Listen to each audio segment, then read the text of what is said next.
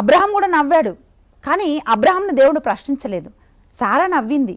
సారాని ఎందుకు దేవుడు ప్రశ్నించాడంటే ఆ నవ్వు వెనుక అవిశ్వాసం ఉన్నది. కొంతమందికి అమ్మ ఏం కాదమ్మా, దేవుడు నిన్ను బయటికి తీస్తాడు దీని నుంచి అంటే వాళ్ళు ఇలా నవ్వుతారు, అంటే ఎగతాలన్నమాట. ఏంటి అని ఒక అవిశ్వాసపు నవ్వు నవ్వుతారు. అమ్మ దేవుడు స్వస్థపరుస్తాడు, దేవుడు ఈ కార్యం చేస్తాడు, దేవుడు అప్పు తీరుస్తాడు, దేవుడు ఇది చేస్తాడంటే ఒక నవ్వు నవ్వేసి వెళ్ళిపోతూ ఉంటారు. ఏం కాదు ప్రేయర్ చేయండి అని అంటే ఒక నవ్వు నవ్వేసి వెళ్ళిపోతుంటారు. కారణం ఏంటంటే ఆ నవ్వుకు అర్థం ఏంటంటే, నవ్వుకు చాలా అర్థాలు ఉంటాయండి.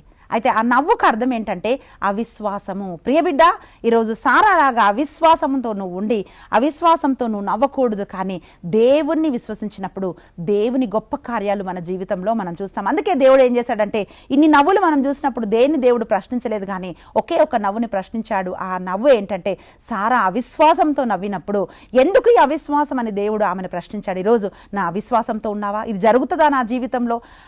ఏంటి నేను నవ్వుల పాలైపోయాను, ఇంకేంటి అయ్యేది అని అనుకుంటున్నావా ప్రియబిడ్డ? అక్కడ నుండి దేవుడిని లేవనెత్తగలుగుతాడు.